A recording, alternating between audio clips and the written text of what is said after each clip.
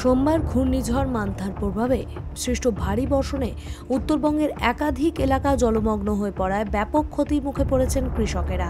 বিশেষত আলিপুরদুয়ার ১ নম্বর ব্লকের পূর্ব কাঁঠালবাড়ি গ্রাম পঞ্চায়েতের পুঠিবাড়ি মোড় সংলগ্ন এলাকায় পাকা ধান জলের তলায় চলে যাওয়ায় ক্ষোভে ফেটে পড়েছেন চাষিরা। জানা গেছে, ভারী বৃষ্টিপাতের ফলে সৃষ্ট জল জমায় পরিস্থিতি আরও খারাপ হয়েছে নির্মীয়মান সোনাপুর ফালাকাটা মহাসড়কের জন্য তৈরি করা একটি ডাইভারশনের কারণে। অভিযোগ, এই ডাইভারশনের নির্মাণ ত্রুটির ফলে জল স্বাভাবিক পথে নিষ্কাশিত হতে না পেরে বিস্তীর্ণ এলাকায় পাকা ধানের জমিতে প্রবেশ করে। এর ফলে বহু কৃষকের ফসল সম্পূর্ণরূপে জলের নিচে ডুবে নষ্ট হওয়ার আশঙ্কা তৈরি হয়েছে।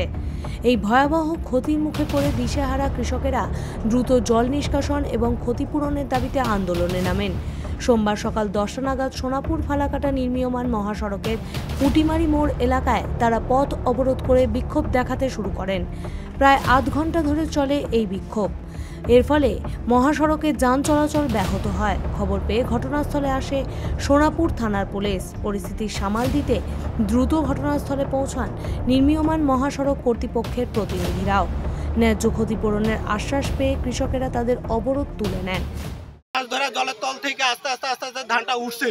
ইদানিংকালে যে দুর্যোগটা আসছে, ধান জলের তলে পড়েছিল। এখন যাই হোক, 2-1 দিনে জলটা একটু কমছে। এখন এর ফোর লাইনের জন্য জলটা সম্পূর্ণটুকু আটক হয়ে আছে। আমরা এখন না খায় দুর্যোগের উপরে পড়ে আছি। বাড়িতে গেলে অশান্তি লাগতেছে আমাদের এই ধান দেখা।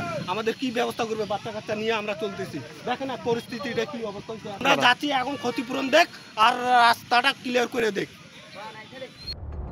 আলিপুরদুয়ার থেকে অরূপ দাসের রিপোর্ট, বিগ নিউজ বাংলা। বর্তমানে এলাকায় উত্তেজনা কিছুটা প্রশমিত হলেও জলের তলা থেকে ফসল উদ্ধারের এবং সরকারি সহায়তার জন্য অপেক্ষায় রয়েছেন ক্ষতিগ্রস্ত কৃষকেরা।